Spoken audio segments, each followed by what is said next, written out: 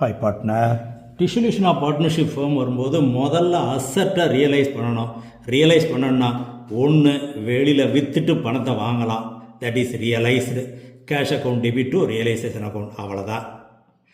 ஒரு அசட்டை பார்ட்னர் யாராவது எடுக்கலாம். அதில் முக்கியமாக கவனிக்க வேண்டியது, அவர் அசட்டை மட்டும் எடுத்துக்கிட்டாருன்னா partners receiver capital account debit to realisation account.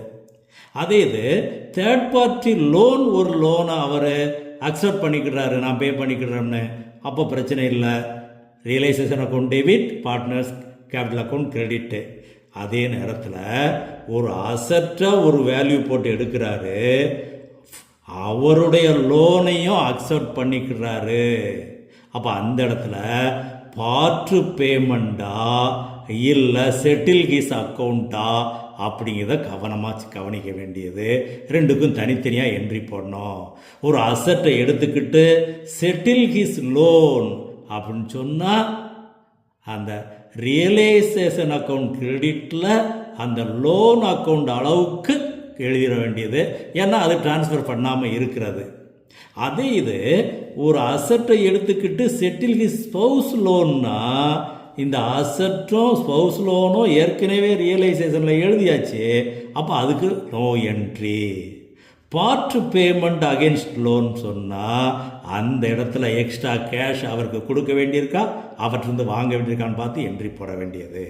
அடுத்தது ஒரு கிரெடிட்டார் அசட் எடுத்துக்கிட்டாரு, செட்டில் ஹிஸ் அக்கௌண்ட்னா நோ என்ட்ரி.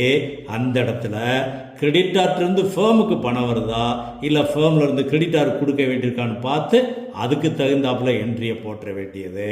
ஒரு அசட்டை பொறுத்தளவில் அடிஷ்னல் இன்ஃபர்மேஷனில் ரியலைஸ் பண்ண பற்றி ஒன்றுமே சொல்லலைன்னா, டேஞ்சிபிள் அசட்னா புக் வேல்யூக்கு சேல் பண்ணி கேஷ் ரிசீவ் பண்ணதா எழுதணும்.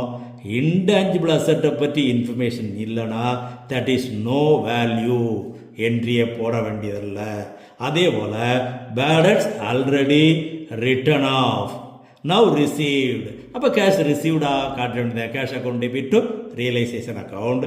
சில நேரங்களில் book value of the asset கண்டுபிடிக்க வேண்டியிருக்கும், memorandum of balance sheet work out பண்ண வேண்டியிருக்கும்.